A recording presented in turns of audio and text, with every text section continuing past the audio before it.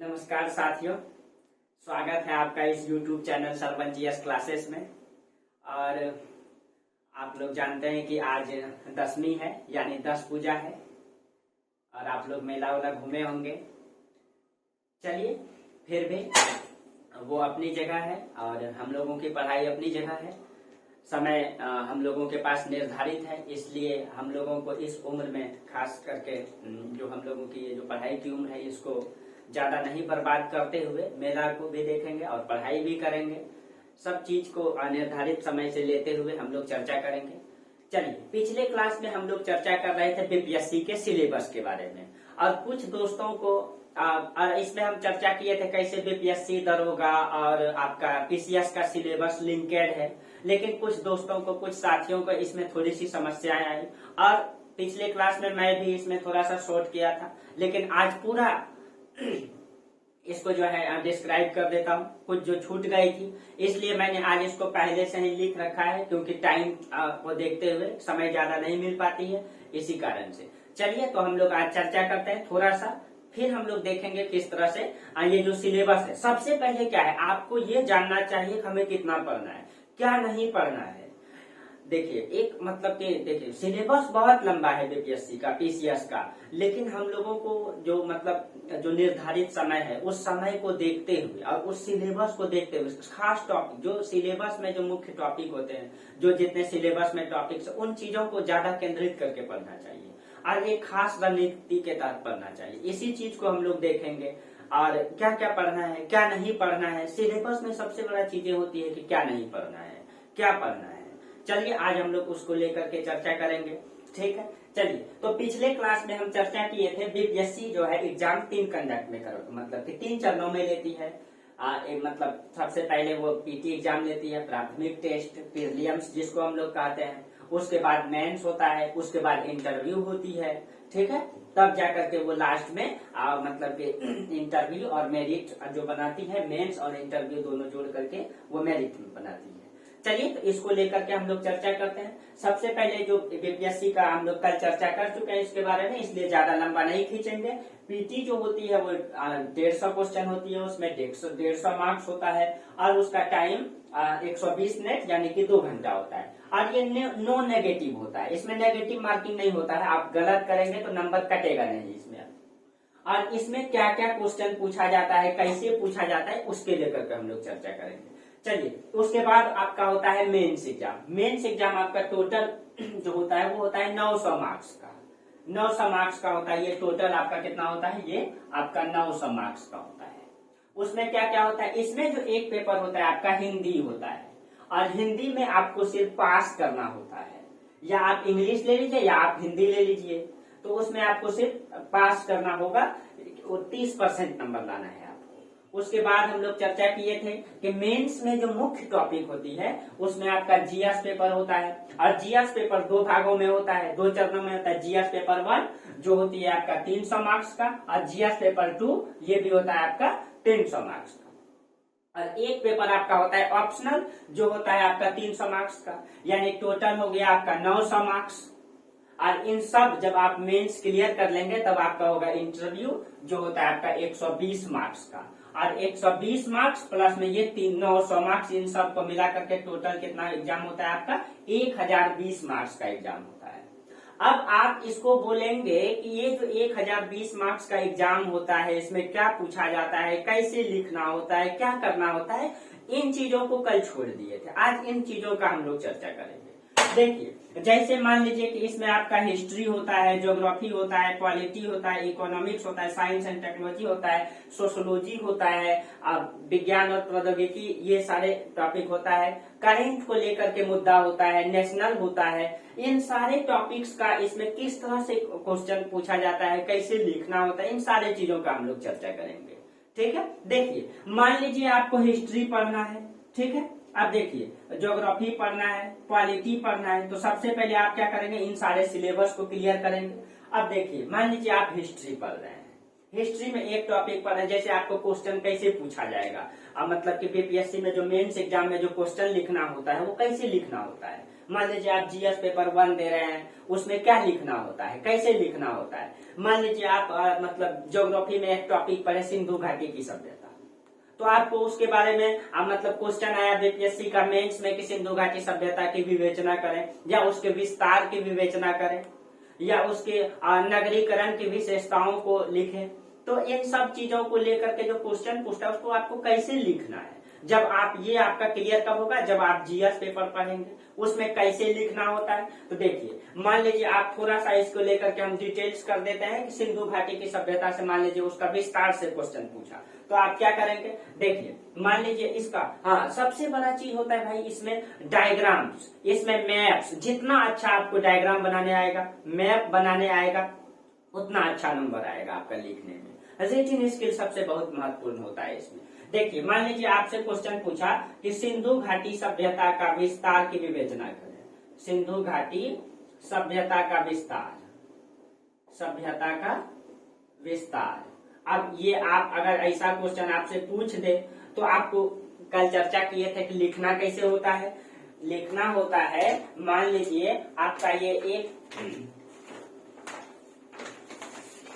इस तरह से आपका एक पेज रहेगा, आपका एक पेज रहेगा, और एक पेज में एक साइड और दोनों, ये दोनों साइड एक क्वेश्चन को लिखना होता है, इधर और इधर। तो आप कैसे लिखेंगे, तो ये सारी रणनीति यहाँ बताया जाएगा। देखिए जैसे मान लीजिए सिंधु घाटी सभ्यता का विस्तार आपसे क्वेश्चन पूछा, तो आप क्या करेंगे, कैसे लिखेंगे, थोड़ा सा मतलब चर्चा कर देते हैं हम कि कैसे पढ़ाई होती है आपकी यहाँ पे, कैसे हम आपको इस यूट्यूब चैनल में पढ़ाएंगे। देखिए मान लीजिए विस्तार पूछा, तो सबसे पहले हम आपको तो विस्तार के बारे में पूछेगा तो आप लिखेंगे डिटेल से ही कि सिंधु घाटी सभ्यता का विस्तार वर्तमान के 3 देशों में, पाकिस्तान, अफगानिस्तान, हिंदुस्तान में था। और आप उसको लिखेंगे कि हिंदुस्तान में सबसे अधिक स्थल पाया गया है, उसके बाद पाकिस्तान में और अफगानिस्तान में मात्र 2 स्थल पाया गया है। इस तरह से आप लिखेंगे। और उसमें सबसे बड़ा चीज होता है कि मैप, डायग्राम, जो डायग्राम तैयार करेंगे वो। अब देखिए मैप बनाने का सबसे बड़ा इसमें महत्वपूर्ण भूमिका होता है। देखिए जैसे आपको मैप के बारे में, अब देखिए मान लीजिए सबसे पहले आप तो मैप बनाएंगे सिंधु घाटी सभ्यता का विस्तार का। थोड़ा सा मैं कोशिश करता हूं।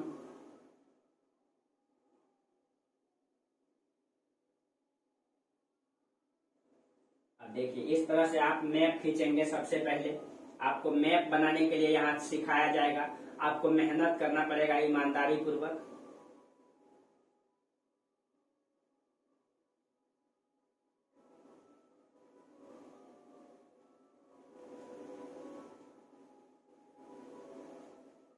ये मान लीजिए आपका इंडिया का मैप है, ठीक है। अब देखिए आपका सबसे पड़ोसी मुल्क जिससे आपका सबसे ज्यादा दोस्ती चलता है ना, सबसे ज्यादा दोस्ती रहता है ना हिंद पाकिस्तान से, क्या। और ये है आपका अफगानिस्तान, ठीक है। मजाक कर रहा था दोस्तों, ठीक है। चलिए ये देखिए जैसे ये है आपका मैप, तो आपसे पूछेगा सिंधु घाटी सभ्यता का विस्तार, तो आप क्या करेंगे, तो इसमें आपको सबसे पहले मैप, डायग्राम खींचने आना चाहिए। और उसके लिए क्या करना, जैसे आपका सिंधु घाटी सभ्यता का विस्तार कहां से कहां तक था, तो जो सबसे पश्चिमी स्थल है आपका ये पाकिस्तान में पड़ता है, आपका कांगेडोर, सबसे ये पश्चिमी स्थल हो जाएगा, ये सबसे पश्चिमी स्थल हो जाएगा, जो आपका कहाँ पड़ता है, ये आपका पाकिस्तान में पड़ता है, ये आपका पाकिस्तान में पड़ता है। और ये कभी कभी जब डिटेल से क्वेश्चन पूछेगा, या आपको डिटेल से लिखना है, जितना फैक्ट भी जानकारी आपको होनी चाहिए। तो ये कौन सा नदी के किनारे, तो ये है आपका दस्क नदी के किनारे, ये है आपका दस्क नदी के किनारे, ठीक है। अब आपसे पूछेगा सबसे पूर्वी स्थल कौन सा है, तो अगर आपसे पूछे सबसे पूर्वी स्थल, तो ये आपका उत्तर प्रदेश में मिला है, ये आपका उत्तर प्रदेश में यूपी में पड़ता है। आपका कौन सा जगह, ये है आपका आलमगीरपुर, और ये आलमगीरपुर उत्तर प्रदेश में, ये है आपका हिंडन नदी के किनारे, ये है आपका हिंडन नदी के किनारे, ये है हिंडन नदी के किनारे। अब इसी में आपका जो सबसे उत्तरी स्थल है, ये है आपका जम्मू कश्मीर में, जो है आपका मांदा, और ये है आपका झेलम नदी के किनारे, ये है आपका झेलम नदी के किनारे, झेलम नदी, ये है आपका। और जो आपका सबसे दक्षिणी स्थल है, ये है आपका, यहाँ पे आपका महाराष्ट्र में पड़ता है, सूतकांगे, सॉरी एक सेकेंड, दायमाबाद, दायमाबाद। और ये आपका दायमाबाद दोस्तों, ये पड़ता है आपका दायमाबाद आपका पड़ता है गोदावरी नदी के किनारे, गोदावरी नदी के किनारे। ये महाराष्ट्र में है, ये महाराष्ट्र में। कहीं कहीं आपका भगत राव भी आता है, दक्षिणी स्थल, ठीक है, वहां का एग्जैक्ट लोकेशन है भगत राव, जो गोदावरी नदी की सहायक नदी है। तो अगर आप ज्यादा जितने फैक्ट भी जानकारी चाहिए और आपका कॉन्सेप्चुअल भी जानकारी चाहिए, आप एक अधिकारी बनेंगे तो कहीं न कहीं आपको ज्योग्राफी हिस्ट्री का सारा फैक्ट और कहीं न कहीं कॉन्सेप्ट सारी जानकारी रखना होगा, ठीक है। तो उसी तरह अब देखिए इतना, अब यहाँ से इसका विस्तार इस तरह से था, यानी कि इसका जो सबसे उत्तरी स्थल है ये आपका इस तरह से इसका विस्तार है, इस तरह से आपका विस्तार है, ठीक है। यहाँ से इस तरह से आपका विस्तार है ये, यानी कि ये आपका पूरब से पश्चिम जो, यानी पश्चिम से पूरब जो इसकी दूरी है लगभग 1600 किलोमीटर तक में ये फैला हुआ है। उत्तर से दक्षिण ये लगभग 1400 किलोमीटर तक में फैला हुआ। अब आप इसके बारे में डिटेल से लिखेंगे, डिटेल से लिखेंगे कि सिंधु घाटी सभ्यता का विस्तार वर्तमान के 3 देशों में था, जो वर्तमान के 3 देशों में, जिसमें हिंदुस्तान, पाकिस्तान, अफगानिस्तान में था। उसमें सबसे अधिक स्थल जो प्राप्त, इसमें लगभग सिंधु घाटी सभ्यता से 1500 स्थल प्राप्त हुआ है, 1500। उसमें से आप मतलब कि हिंदुस्तान में लगभग आपका 900 स्थल प्राप्त हुआ है, पाकिस्तान में लगभग 600 स्थल प्राप्त हुआ है, मात्र 2 स्थल अफगानिस्तान में प्राप्त हुआ है, ठीक है। तो इस तरीके से आपको लिखना होता है, यानी कि आपको कॉन्सेप्चुअल जानकारी के साथ साथ फैक्ट जानकारी भी चाहिए, आपको मैपिंग भी आना चाहिए, ज्योग्राफी का भी कॉन्सेप्ट होना चाहिए, और इसी तरह से आपको लिखना पड़ता है। आपको जो इस तरह से आपको खूब पेज मिलेगा, एक पेज में आप पहले उसका डायग्राम तैयार करेंगे, दूसरा पेज में मैप तैयार करेंगे, और समय भी आपके पास निर्धारित होता है, ठीक है। अब देखिए इसी तरह से आपका हिस्ट्री, ज्योग्राफी, पॉलिटी सब पढ़ाई होगा यहाँ इस चैनल पे। और उसी से अब मान लीजिए यहाँ हिस्ट्री पढ़ेंगे, पूरा सिलेबस पढ़ाया जाएगा, पॉलिटी पढ़ेंगे, पूरा सिलेबस पढ़ाया जाएगा, इकोनॉमिक्स पूरा सिलेबस पढ़ाया जाएगा, सोशोलॉजी पूरा सिलेबस पढ़ाया जाएगा, सारे सब्जेक्ट का पूरा सिलेबस पढ़ाया जाएगा आपका, जो भी बीपीएससी में सिलेबस है। अब देखिए, अब आप पूरा डिटेल से एक बार पूरा पढ़ लेंगे, पूरा आपका सिलेबस कवर हो जाएगा। जब आपका सिलेबस कवर हो जाएगा उसके बाद आप क्या करेंगे, इसका मतलब आपको जो कॉन्सेप्चुअल जानकारी के साथ साथ फैक्ट भी जानकारी है। अब जैसे ही आपका ये पूरा मेंस का टॉपिक क्लियर हो जाएगा, आप पीटी में भी वही क्वेश्चन रहता है, आपका ऑब्जेक्टिव क्वेश्चन रहता है हिस्ट्री में, जैसे हर साल ट्रेंडिंग है। जैसे कि इस बार जो बीपीएससी का एग्जाम हुआ आपका, ये देखिए बीपीएससी का क्वेश्चन, इसमें लगभग 33 क्वेश्चन हिस्ट्री से दिया है, यानी हिस्ट्री ज्योग्राफी से लगभग हर साल 50 क्वेश्चन आता है, लगभग। इस बार हिस्ट्री से 33 क्वेश्चन आया है, ज्योग्राफी से समथिंग में 18 क्वेश्चन समथिंग में आया है, ठीक है। एग्जैक्ट तो ध्यान में नहीं है, लेकिन समथिंग 18 क्वेश्चन है, आप एक बार एग्जैक्ट देख लेंगे। इसी तरह से पॉलिटी से ट्रेंडिंग है कि 12 क्वेश्चन 13 क्वेश्चन रहता है, इकोनॉमिक्स से भी 4 से 5 क्वेश्चन रहता है। और जो साइंस है, इस बार तो साइंस में फिजिक्स केमिस्ट्री से क्वेश्चन ज्यादा दे दिया है, लेकिन हर बार क्वेश्चन बायो से लगभग 15 क्वेश्चन, 12 क्वेश्चन, 12 से 15 क्वेश्चन रहता है, लेकिन इस बार फिजिक्स केमिस्ट्री से ज्यादा क्वेश्चन दे दिया है, ठीक है। मैथ इसमें एक्स्ट्रा है, जो 10 क्वेश्चन मैथ रहता है आपका। और करेंट अफेयर्स लगभग इस बार तो लगभग शायद 20 से 25 क्वेश्चन आपका मतलब करेंट अफेयर्स दे दिया है, प्लस में आपका बिहार से क्वेश्चन रहता है, ठीक है। बिहार इस मतलब बीपीएससी है तो बिहार से क्वेश्चन रहेगा ही, ये बिहार से क्वेश्चन, यानी कि इसका मतलब यही है कि अगर आप यहाँ मेंस का तैयारी अच्छी तरीके से करते हैं, उसका सारा नोट्स बनाते हैं क्लियर तरीके से, तो यही आपको कहाँ काम आएगा, पीटी में। और यही आपको पीटी में काम आ जाएगा जब आपको पूरा हिस्ट्री, ज्योग्राफी, पॉलिटी कॉन्सेप्चुअल पढ़ेंगे, कॉन्सेप्ट से पढ़ेंगे, तो आपको एक समझदारी आ जाएगा हिस्ट्री का, ज्योग्राफी का, पॉलिटी का, इकोनॉमिक्स का। जब सारी समझदारी आ जाएगा वही क्वेश्चन आपसे, और आप ऑप्शनल पेपर भी रखेंगे एक, जिसमें आपको ज्यादा सहज महसूस होगा, तो उसी से आपको क्वेश्चन कहाँ पूछा जाएगा, इंटरव्यू में पूछा जाएगा।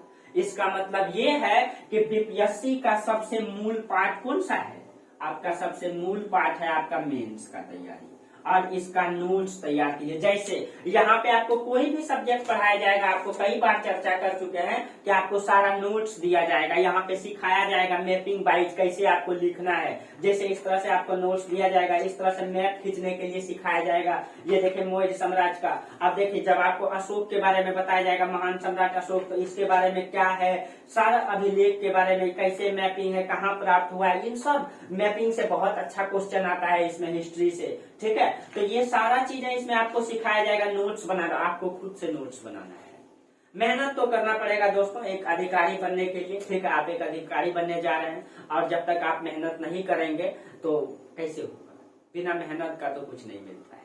ठीक है, चलिए अब उसके बाद आप मेंस हो जाएगा। अब इसका मतलब एक मूल चीज है आपका ये। अब देखिए दोस्तों, कल आपको बोले थे पीसीएस के बारे में, पीसीएस कैसे लिंक है, पीसीएस।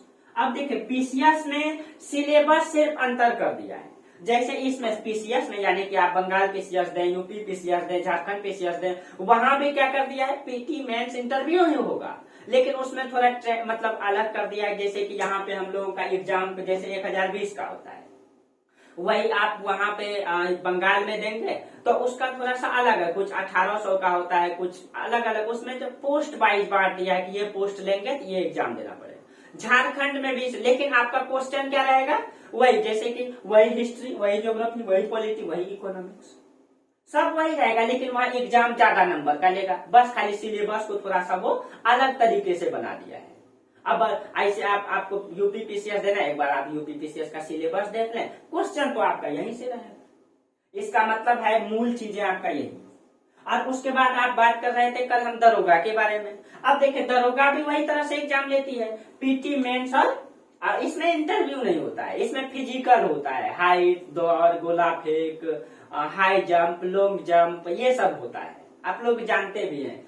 तो इसमें पीटी जो होता है, इसमें 100 क्वेश्चन रहता है, 200 मार्क्स का होता है। इसमें सबसे बड़ा चीज क्या है, इसमें ना मतलब कि आप मतलब 10 क्वेश्चन में, मतलब 10 क्वेश्चन में आपका 1 नंबर कटेगा, यानी कि आप 5 क्वेश्चन गलत करेंगे 1 नंबर कटता है, और 10 क्वेश्चन गलत करेंगे 1 नंबर, 1 क्वेश्चन के बराबर नंबर, यानी कि इसमें 1 क्वेश्चन 2 नंबर का होता है, तो 10 क्वेश्चन गलत करेंगे तब आपका 1 क्वेश्चन के बराबर यानी 2 नंबर कटेगा।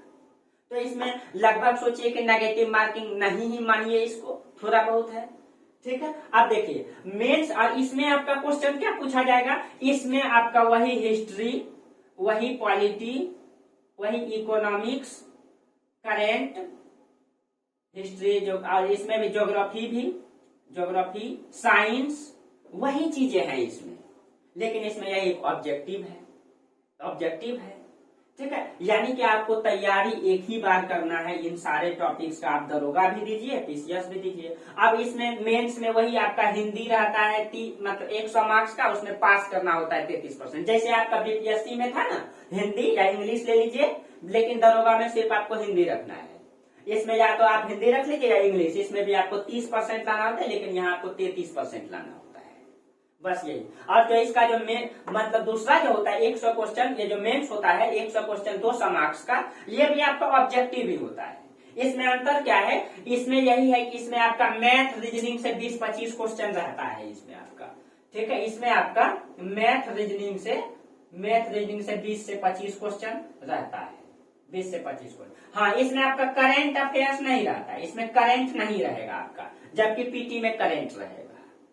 इसका मतलब ये है मूल चीजें कि आप अच्छी तरीके से हिस्ट्री को, इस तरह से ज्योग्राफी को, पॉलिटी को पढ़ के अपना नोट्स बना लें, और आपको लगभग इन सारे टॉपिक्स को पढ़ने में 1 से 1.5 साल का 1.5 ईयर का लगभग समय लगेगा।